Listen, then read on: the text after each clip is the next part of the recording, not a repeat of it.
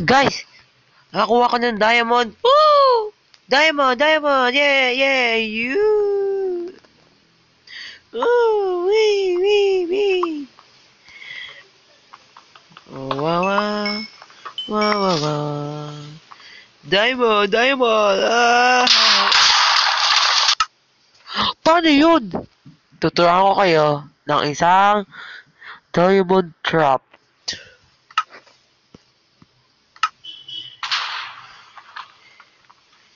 Ganyan, kawasak ang lahat. Ganito po yun. Nagawa po ako ng simple. Ito lang po ang kailangan natin.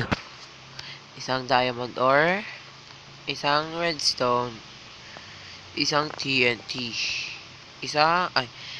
syempre maraming TNT, tsaka ito din, redstone. Una, tsaka itong, nakalimutan ko pala yung itong gravel. Una, maglagay kayo muna ng red torch sa likod ng diamond. At pangalawa, maglagay po tayo ng gravel sa taas nito.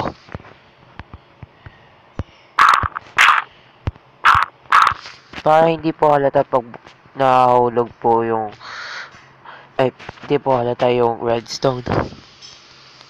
Tapos, maglalagay po tayo dito ng maganyan po. Tapos, maganyan po.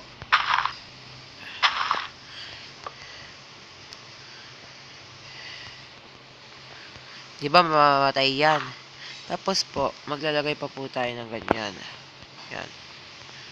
Tapos yan.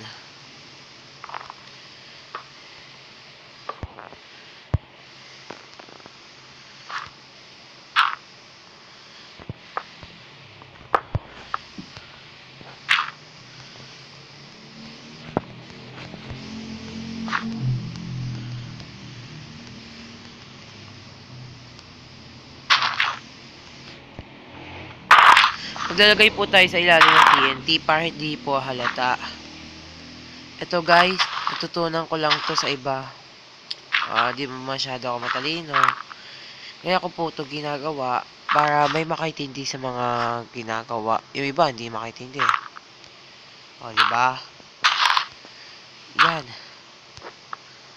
Ay shit. Ay nahulog.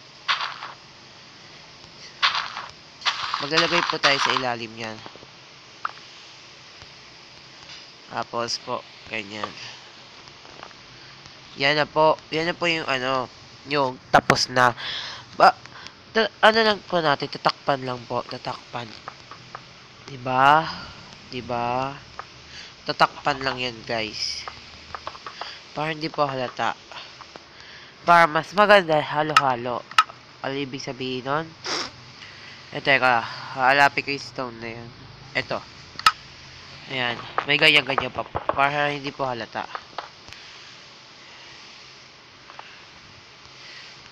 Ito na po yung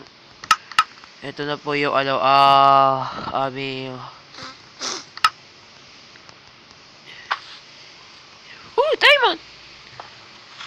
Ito.